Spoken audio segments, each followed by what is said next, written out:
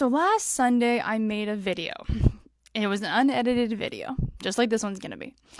And I addressed what I saw in another large creator's comment section. Okay, this woman has over 1 million followers, and she was just talking about me in her comment section. She threw shade at me. I addressed it in a very respectful manner, and I said many times this is not for dramatic purposes, hence why it's not edited, and hence why I said she is not a bad person. Like, I think I said she's a good person. I think I said that.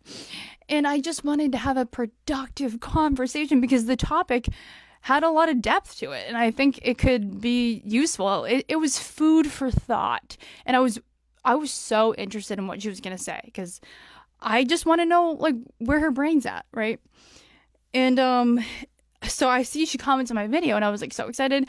I go to look at it, and she blocked me. She blocked me.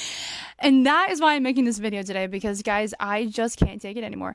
The amount of people that are unable to have a conversation just because it's uncomfortable, just because it may not be completely in their favor. It's getting out of control. And especially these large creators that we're looking up to and have a huge platform. It's like, they should be able to, back up what they're saying, I guess. I'm shocked. And I just want to make sure that I'm never going to be that person. And I want to inspire other people to have hard conversations. Okay. And that is why I'm going to be making these videos, these food for thought Sundays. We don't need to talk about drama all the time.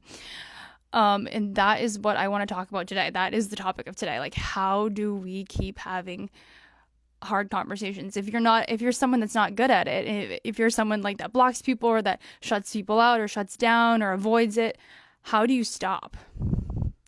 Well, I've never really been one of those people, but sometimes I think maybe I'm getting a little bit worse at it. And the thing that helps for me is just saying it, being honest, saying I am having a hard time finding the words, or I didn't want to have this conversation because it's uncomfortable, but like just straight up starting it off with that, I think helps a lot. For my kids, I want to make sure that they are good at this. I want to make sure that they are like the best conversationalists, because I think that is such a good skill to have. And I think they're going to be incredible human beings. They already are, but I think they're going to grow up and just do incredible things. And I just think as long as I keep giving them the resources and the support and constantly adapting, then the sky is the limit for them. So how do we make sure our kids can have hard conversations?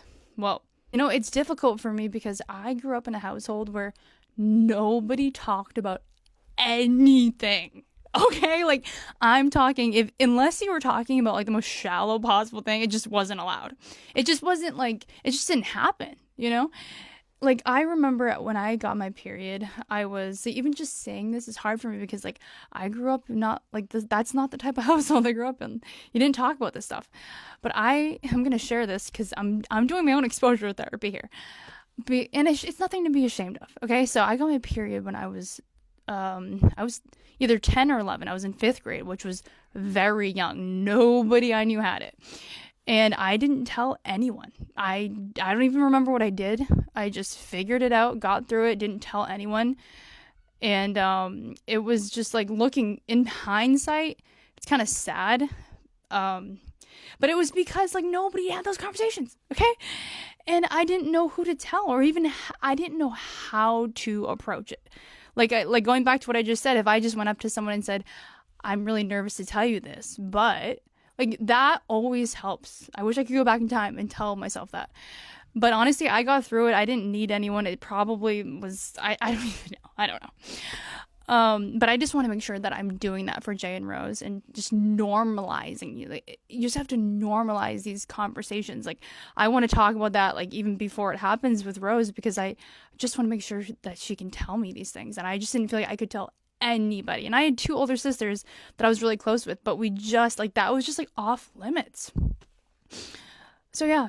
I'm going to end it here because I hear my children need me, and I hope you enjoyed listening, and I hope this encourages you to use your brain, for more than just, let's not, like, I don't get me wrong, I love the drama. Like, I eat that up, but I also really love consuming food for thought. And that's exactly what this is. It's all just food for thought. So you can make your own thoughts with other people's words, other people's experiences, other people's opinions and thoughts and facts. And you know what I mean? All right. Have a good week, everybody.